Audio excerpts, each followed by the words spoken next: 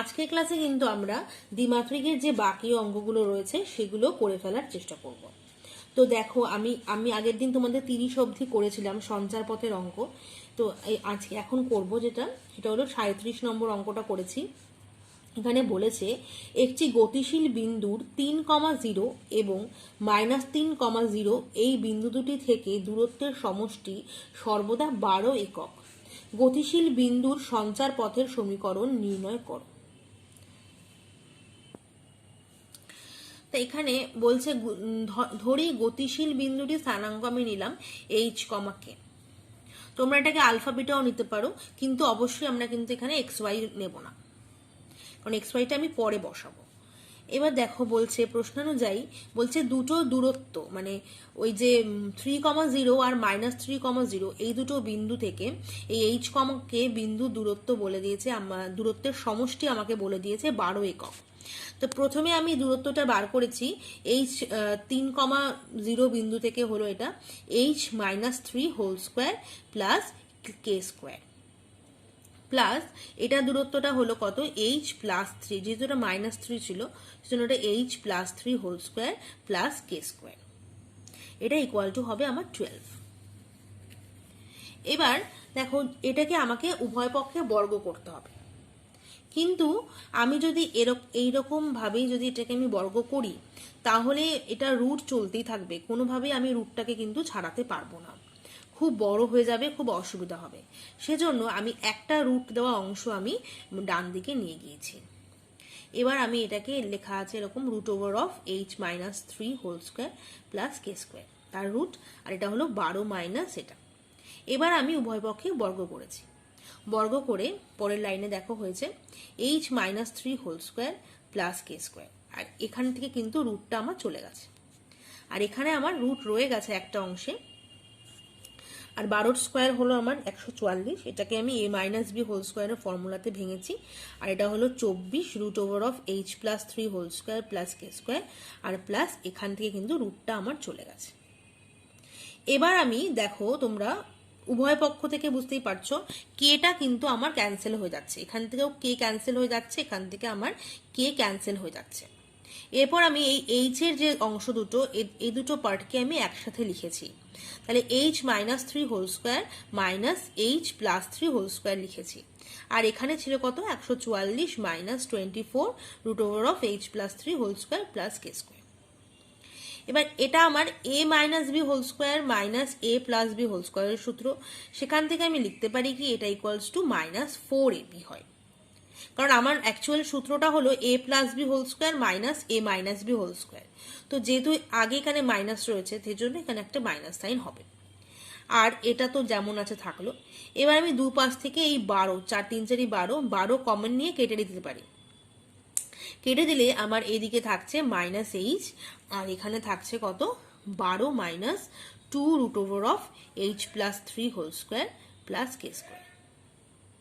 এবার আমি এই 12টাকে নিয়ে গেলাম বাঁদিকে, নিয়ে গিয়ে আমি এটাকে হোল স্কোয়ার করে দিয়েছি, তাহলে মাইনাস কমন নিয়ে হোল স্কোয়ার করলে মাইনাস কিন্তু আর নেই। এবার দেখো এদিকে হোল স্কোয়ার করেছি, আর এখানেও আমার স্কোয়ার করার ফলে এই রুটটা কিন্তু পরের লাইনে উঠে গেছে। এটাই আমি তোমাদেরকে বলতে চাইছিলাম, যদি আমরা ওই রুটটাকে এখান থেকে সাইডটা চেঞ্জ না করতাম তাহলে কিন্তু এই রুটটা আমাদের ওঠাতে খুবই অসুবিধা হতো, আর অনেক লাইন মানে খুব লেন্দি হতো অঙ্কটা। এবার দেখো এখানে পরের লাইনে কিন্তু রুটটা সম্পূর্ণরূপে চলে গেছে।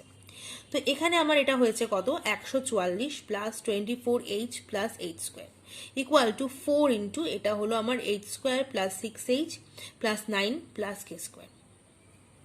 এবার এখান থেকে দেখো দুপাশ থেকেই 24h আমার কেটে গেছে, আর এখান থেকে আমি 144 রয়েছে পড়ে, সেখান থেকে 36 বিয়োগ করেছি, আমার হয়েছে কত 108, আর এখানে রয়েছে 3h square plus 4k square. তো এটা আমার সঞ্চার পথের সমীকরণ। এবার যখনই আমি লিখবো এই অবধি অঙ্কটা করার পর যখনই আমি লিখবো সঞ্চার পথের সমীকরণ হলো, তখন আমি কিন্তু এইচ আর কে কে রিপ্লেস করব এক্স আর ওয়াই দিয়ে, কারণ এক্স আর ওয়াই হলো আমার এক্স অ্যাক্সিস আর ওয়াই অ্যাক্সিসের জেনারেল কোঅর্ডিনেট। তো সেই হিসাবে যে কোনো সঞ্চার পথের সমীকরণে কিন্তু ওই আলফা বিটা বা এইচ কমা কে থাকবে না, সেখানে শুধু এক্স আর ওয়াই থাকবে। তো আমি এখানে এটা লিখেছি। এরপর আমি 108 দিয়ে উভয় পক্ষে ভাগ করে দিয়েছি। তো আমার হয়েছে দেখো তোমরা, x square by 36 plus y square by 27 equal to 1। তো এই অঙ্কটা কিন্তু একটু বড়ই আছে, যেহেতু ক্যালকুলেশনটা একটু বড়, তো মোটা কিন্তু অঙ্কটা সোজা। এরপর আমি পরের অঙ্কটা একটু দেখব। এখানে আমরা 41 নাম্বার অঙ্কটা একবার দেখব। বলছে এস আর এস ড্যাশ দুটো বিন্দু স্থানাঙ্ক দিয়ে দিয়েছে, আর বলেছে দেখো S equals to root over of A square minus B square comma 0, আর এস ড্যাশ হলো minus root over of A square minus B square comma 0। দুটি স্থির বিন্দু এবং পি একটি গতিশীল বিন্দু। যদি SP plus S dash P equal to 2a হয়, তবে দেখাও যে পি বিন্দুর সঞ্চার পথের সমীকরণ হয় x square by A square plus y square by B square equal to 1। এবার এই অঙ্কটি কিন্তু আমাদের আগের অঙ্কটির মতনই, শুধু এখানে কিন্তু এ 3 আর -3 এর জায়গায় এ স্কোয়ার মাইনাস বি স্কোয়ার একটা বেশ বড়সড় মান দেওয়া রয়েছে। এবার আমাকে যেটা করতে হবে, তোমরা এখানে দেখো লিখেছি আমি, ধরি পি বিন্দু স্থানাঙ্ক হলো এইচ কমা কে। তাহলে এস বলে দিয়েছে এটা, তাহলে এস আর পি এর মধ্যেকার দূরত্ব কি হবে, S P equal to root over of এইটা মাইনাস এইচ তার হোল স্কোয়ার প্লাস কে স্কোয়ার। আর এস ড্যাশ পি হবে কিরকম, এই minus root over of A square minus B square minus H তার হোল স্কোয়ার প্লাস কে স্কোয়ার।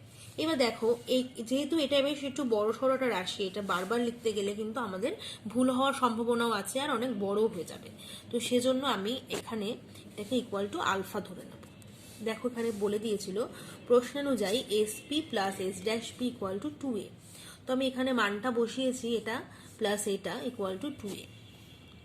তো যেহেতু এটা বেশ বড়, ওই জন্য এটাকে আলফা ধরে নিয়েছি। তাহলে এখানে আমার হয়েছে কি, আলফা মাইনাস এইচ তার whole square plus K square plus root over of minus alpha minus H তার whole square plus K square equal to 2a। একই রকম ভাবে আগের অঙ্কটার মতো করেই আমি এই যে একটা অংশকে আমি এদিকে নিয়ে যাব। দেখো এখানে এটার আগেও মাইনাস আছে আর এখানেও এইচ এর আগেও মাইনাস আছে। তো আমি যদি এখান থেকে মাইনাসটা কমন নিই, তাহলে আমার এটা কি হবে, আলফা প্লাস এইচ তার হোল স্কোয়ার। এবার এখানে আমি আবার এই হোল স্কোয়ারের ফর্মুলা দিলাম, তাতে এখান থেকে রুটটা কিন্তু উঠে গেছে, আর এখান থেকে রুট উঠে গিয়ে এটা এই মাইনাস বি হোল স্কোয়ারের ফর্মুলা পড়ে গেছে। দেখো হয়েছে 4a square minus 4a root over of alpha plus H whole square plus K square, আর এখানে হলো alpha plus H whole square, এটা হলো প্লাস কে স্কোয়ার। এবার এখানে বলেছে আলফা মাইনাস এইচ তার whole square minus alpha plus H তার হোল স্কোয়ার। এবার দেখো এটাও আমাদের সেই আগের মতনই A minus B whole square minus A plus B whole স্কোয়ারের ফর্মুলা আছে। তো সেখানে থেকে এটা হচ্ছে আমার মাইনাস 4ab। তো আর এখানে তো এটাই আছেই। এবার এখান থেকে যদি আমি 4 কমন নিয়ে কেটে দিই, তাহলে আর মাইনাসও কমন নিয়ে নিয়েছি, তাহলে এখানে হচ্ছে আমার alpha h minus equal to minus a square plus a root over of এটা। এখান থেকে এই মাইনাস এ স্কোয়ারটাকে আমি বাদিকে নিয়ে গেছি, বাদিকে নিয়ে এটাকে হোল স্কোয়ার করেছি, আর এ পাশেও হোল স্কোয়ার করেছি। তো এখান থেকে আমার রুটটা উঠে গেছে, গেছে আর এটা এ প্লাস বি হোল স্কোয়ারের ফর্মুলা চলে এসেছে। এবার এটাকে আমি সূত্রে ফেলেছি, এটাকেও সূত্রে ফেলেছি, ফেলার পরে এবার গুণ করেছি। গুণ করার পরে দেখো তোমরা এই পাশটাও গুণ করে ফেলেছি। গুণ করে এই যে 2 আলফা স্কোয়ার এইচ, এখান থেকে 2 আলফা স্কোয়ার এইচ এই অংশটা কিন্তু আমার কেটে গেছে। এবার পরের লাইনে আমি আলফার মানটা বসিয়ে দিয়েছি। আলফার মানটা ছিল আমার root over of A square minus B square. তাহলে আলফা স্কোয়ার কি হবে, a square minus B square. তো এখানে সেটা বসিয়ে দিয়েছি। বসিয়ে দেওয়ার পরে এটা হলো, এটা বসানোর পরে দেখো এটা A square B square equal to A square K square plus B square H square. A square B square দিয়ে ভাগ করে দিয়েছি, তাতে আমার হয়েছে H square by A square plus K square by B square equal to 1। তো আমি তোমাদেরকে বলেছিলাম যে যখনই আমরা সঞ্চার পথ বার করব, তখনই আমি এইচ কে বা আলফা বিটা যাই ধরি না কেন, সেটাকে আমি রিপ্লেস করব কাকে দিয়ে, এক্স আর ওয়াই দিয়ে। এখানে আমি এক্স ওয়াই এটাকে রিপ্লেস করার পরে দেখো তোমাদের সঞ্চার পথের সমীকরণ কি হয়েছে, x square by A square plus y square by B square equal to 1। এটাই আমাদেরকে প্রমাণ করতে বলেছিল, তো প্রমাণিত কিন্তু হয়ে গেছে। এই ধরনের আরও অনেক অঙ্ক আছে, সেগুলো কিন্তু আমরা মানে একই রকমভাবে প্র্যাকটিস করতে পারি। এবার পরের অঙ্কটি দেখব। পরবর্তী অঙ্কটি হলো 42। এটা বলছে দেখো, একটি গতিশীল বিন্দু পি এর কোনো অবস্থানে স্থানাঙ্ক হলো এই যে 2t plus 1 by 3t minus 2 comma t minus 1 by t plus 1। বলছে যেখানে টি একটি পরিবর্তনশীল প্যারামিটার আর পি বিন্দুর সঞ্চার পথের সমীকরণ নির্ণয় করো। আমি তোমাদেরকে আগের দিনের ক্লাসে একটা অঙ্ক করানোর সময় বলেছিলাম যে যখনই কোনো সঞ্চার পথের অঙ্ক বলবে আর যখনই প্যারামিটার থাকবে, তো আমাদের একটাই উদ্দেশ্য হবে, সেটা হলো প্যারামিটারটাকে এলিমিনেট করা। তো এখানেও যেমন দেখো আমরা টিটাকে এলিমিনেট করব। প্রথমে আমি পি বিন্দুর যে কোনো একটি অবস্থানের স্থানাঙ্ক ধরে নিয়েছি আলফা কমা বিটা। এবার তো এখানে আমাকে বলেই দিয়েছে এটা হলো গিয়ে 2t plus 1 by 3t minus 2 আর t minus 1 by t plus 1। তাহলে যেহেতু পি এই স্থানাঙ্কটা হলো পি বিন্দুর আর এটা যে কোনো অবস্থানের স্থানাঙ্ক, তাহলে আমরা এটা এখান থেকে অবশ্যই আলফা বিটার মানটাকে সমান করতে পারি। তাহলে আলফার মান হবে এটা আর বিটার মান হবে এটা। দেখো আমরা এখানে লিখেছি আলফা ইকুয়াল টু তাহলে হচ্ছে তোমার 2t plus 1 by 3t minus 2 আর বিটা মানে হচ্ছে আমার 3t minus 1 by t plus 1। এবার এইখান থেকে আমি ক্যালকুলেশন করেছি যে t মাইনাস 3t মাইনাস 2 এটা এদিকে গুণ হয়ে গেছে, গুণ হয়ে গিয়ে তারপর আমি এখান থেকে 3টা একসাথে নিয়েছি, টিটা কমন নিয়েছি, নিয়ে আমার এসেছে 3 আলফা মাইনাস 2। এখান থেকে আমার টি এর মান এসেছে হলো 2 alpha plus 1 by 3 alpha minus 2। তো একই রকম ভাবে আমার এই অংশটা থেকেও দেখো ক্যালকুলেশন করার পরে টি কমন নিয়ে টি এর মান এসেছে minus beta minus 1 by beta minus 1।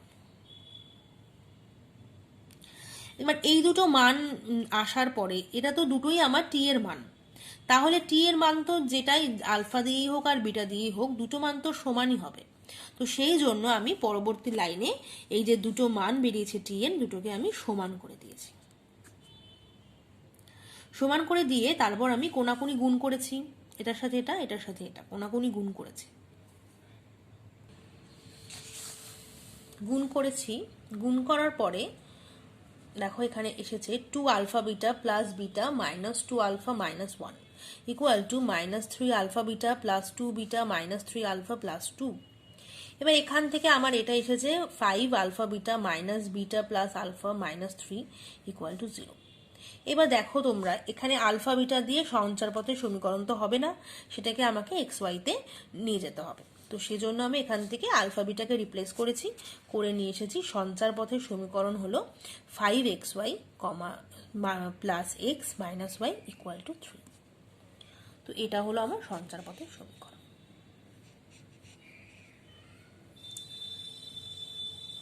এবার পরের একটা অঙ্ক দেখব, এটা আমাদের 45 নম্বর অঙ্ক। এখানে একটা অঙ্ক বলেছে x sine theta plus y cos theta equal to p সরল রেখাটির অক্ষ দুটির মধ্যে ছিন্ন অংশের মধ্যবিন্দুর সঞ্চার পথের সমীকরণ নির্ণয় কর। এই অঙ্কটা ভীষণ ইম্পর্টেন্ট একটা অঙ্ক। এখানে বলছে দেখো x sine theta plus y cos theta equal to p. তাহলে এই সমীকরণটাকে আমি এবার ছেদিতাংশের আকারে সাজিয়েছি।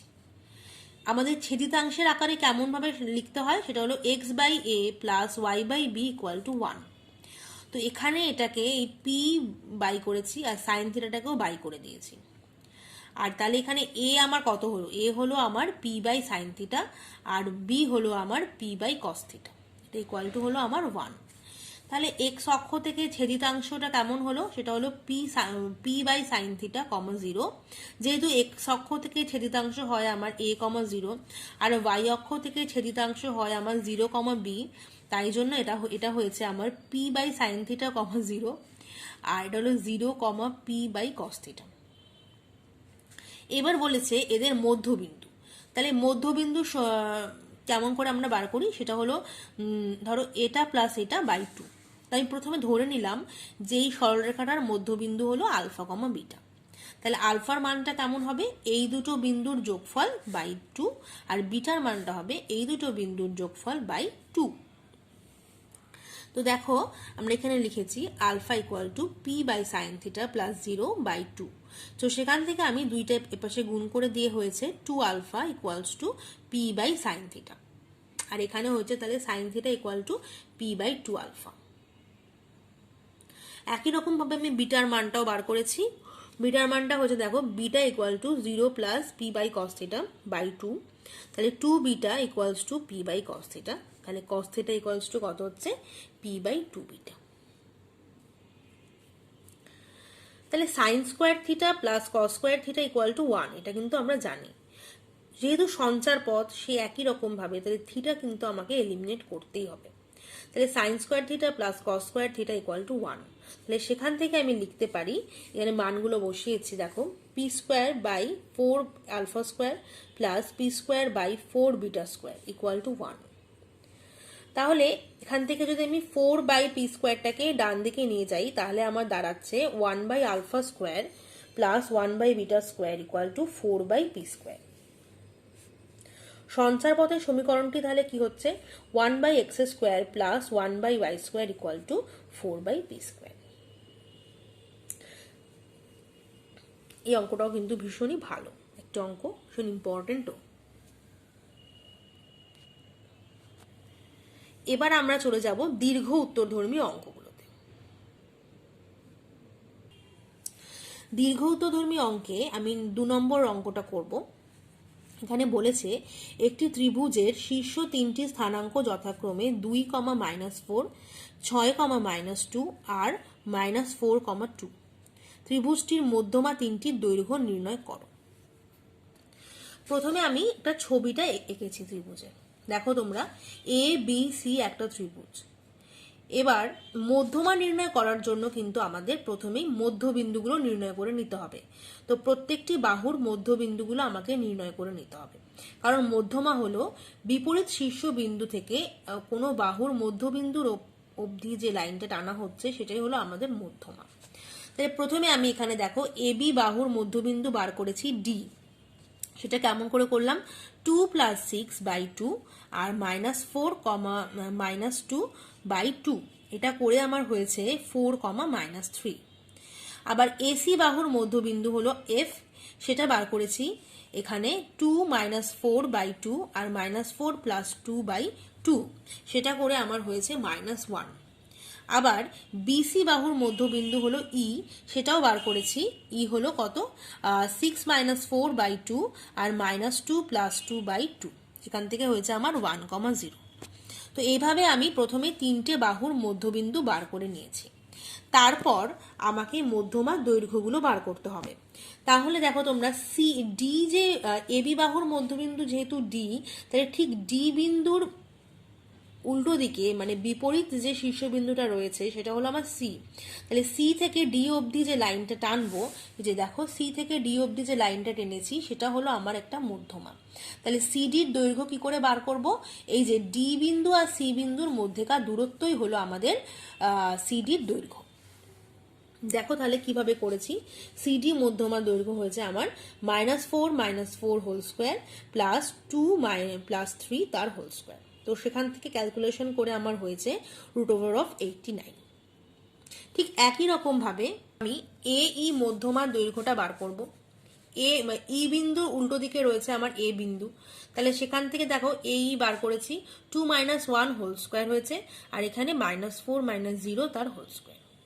সেখান থেকে আমার ক্যালকুলেশন করে হয়েছে √17 একক। আর বিএফটাও তাই, মানে এফ বিন্দুর উল্টো দিকে রয়েছে বি বিন্দুটি, তো সেখান থেকে আমার হয়েছে এটা, এই যে দূরত্ব হয়েছে 6 + 1 whole square plus -2 + 1 whole square. তো সেখান থেকে এসেছে 50, √50। √50 মানে হলো 5√2 একক। তো এইভাবে আমি মধ্যবিন্দু বার করে শীর্ষবিন্দু দিয়ে যুক্ত করে মধ্যমাগুলোকে বার করে নিলাম। এরপর পরের অঙ্কটা দেখব। 5 নম্বর অঙ্কটা করেছি। এটা বলেছে এবিসি ত্রিভুজের এ বি সি তিনটি বিন্দু স্থানাঙ্ক যথাক্রমে -1,5, 3,1 আর হলো গিয়ে 5,7। যদি বিসি, সিএ, এবি বাহুর মধ্যবিন্দু যথাক্রমে ডিই আর এফ হয়, তবে ডিইএফ ত্রিভুজের ক্ষেত্রফল নির্ণয় করো। আরও দেখাও যে ত্রিভুজ এবিসি ইকুয়াল টু 4 ইন্টু ত্রিভুজ ডিইএফ।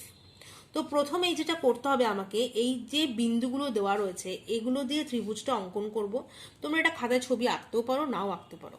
এবার আমরা মধ্যবিন্দুগুলোকে বার করে নেব।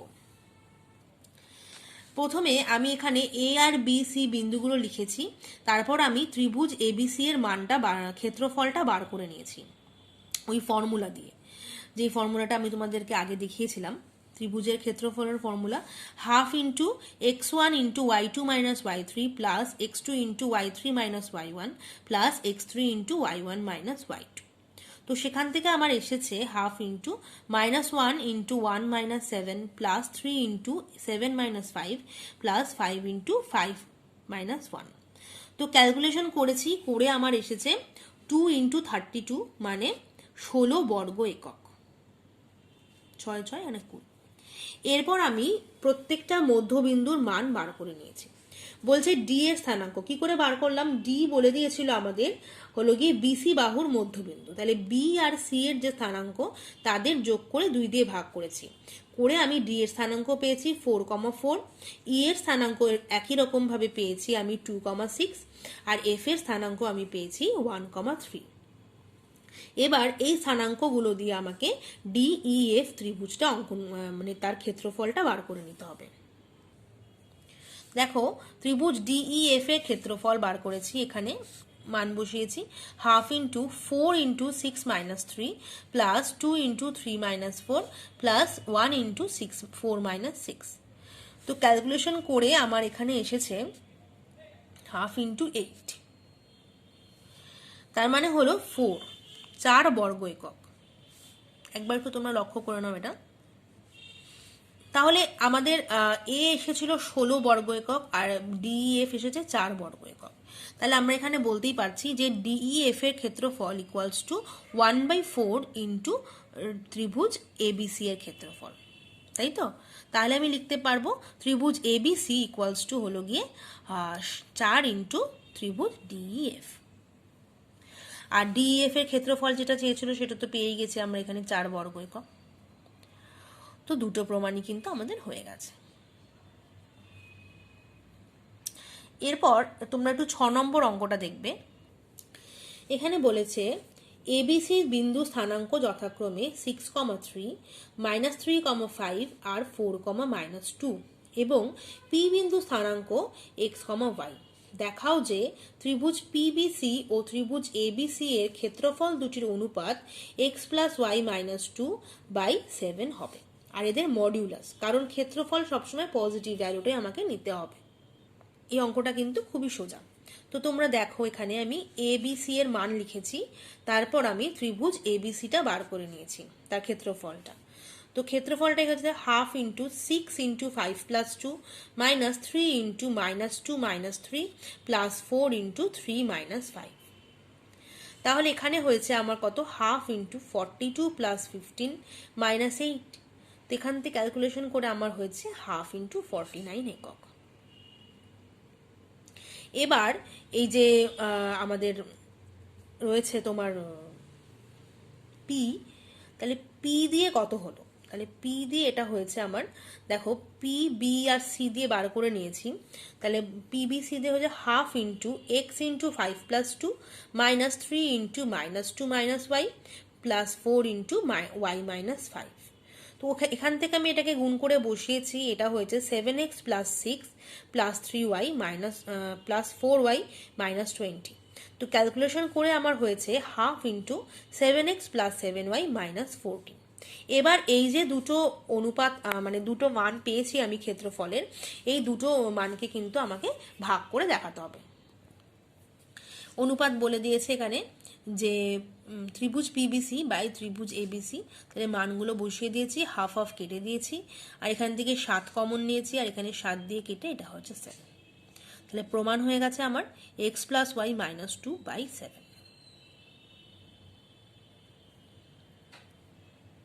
আরেকটা অঙ্ক একটু দেখব। এই অঙ্কটা আমাদের বইতে 11 নম্বর অঙ্ক, দীর্ঘ উত্তরধর্মী।